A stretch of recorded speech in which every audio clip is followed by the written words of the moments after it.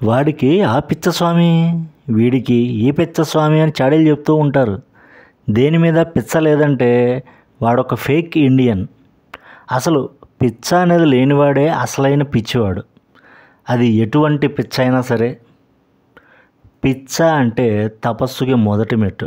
ఆఖరికి మదపిచ్చ కూడా అరుణాచల మహత్యంలో చెప్పిన అరుణగిరినాథర్ జీవితాన్ని మలుపు తిప్పి సాక్షాత్ సుబ్రహ్మణ్య సాక్షాత్కారానికి కారణభూతమైనదని మరొకండి. కాబట్టి దేశమైన, ధర్మమైన, గురుభక్తి అయినా, డబ్బు సంపాదన అయినా, మంత్ర యంత్ర తంత్ర పరుసవేది సాధన అయినా, ధ్యానమైన, యోగమైన, ప్రేమ అయినా, తులసీదాస్, రామదాస్, తుకారాం, సతీ సక్కుబాయి, వెంగమాంబ లాంటి వారి ప్రేమైన, ద్వేషం పరంగా చూసిన హిరణ్యాక్ష, హిరణ్యకశ్యప, రావణ, కుంభకర్ణ, శిశుబాల, దంత్రవక్తులు వంటి ద్వేషమైనా ఉండాలి.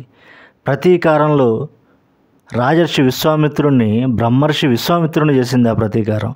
ఏదో ఒక పిచ్చలో మునిగి తేలి టాపర్స్గా నిలవండి. అది మీకు డైరెక్ట్గా భగవంతుని సాయుధ్యాన్ని ప్రసాదిస్తుంది.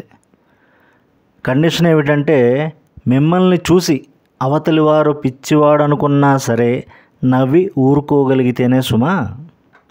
కంక్లూజన్: పిచ్చే తపస్సు.